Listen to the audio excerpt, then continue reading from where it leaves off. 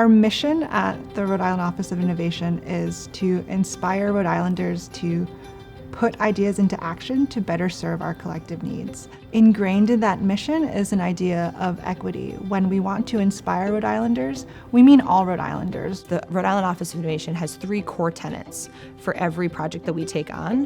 One is that we make sure we have something to show for our results within 6 months. Every 6 months, we want to make sure that we can come back to our partners and to our community and say, this is what we've been doing.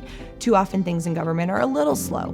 We always make sure also that we tackle problems through non-traditional approaches. I use the phrase non-traditional, but often that really means non-traditional for government.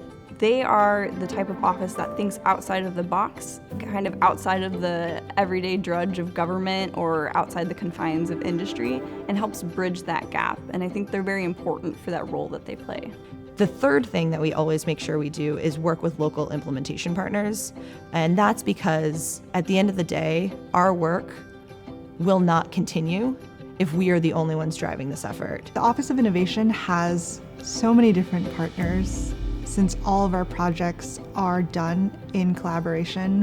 What I see is a really big partnership where everybody can come to the table and represent different ideas and speak on behalf of different viewpoints. We work across education, we work in state government, and we work with technology and infrastructure, so across different sectors to ensure that we as a collective body are better reaching and supporting all of our Rhode Islanders. One project that we work on through our office is something called Connect RI. It's an effort to support all Rhode Islanders having access to affordable internet in-home. Almost 25% of Rhode Islanders don't have access to affordable in-home internet. You need access to the internet for so many things that so many of us take for granted now. You don't have Wi-Fi at home.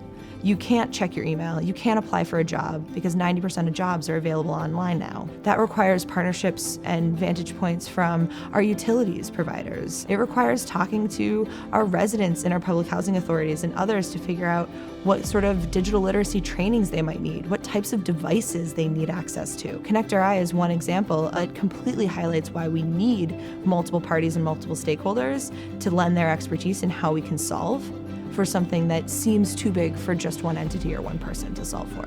We want to take projects and initiatives and ideas further than anyone has even conceived before. The dream would be to create an ecosystem for innovation in Rhode Island that is cross-sector and super relevant and accessible for everyone who lives in this state.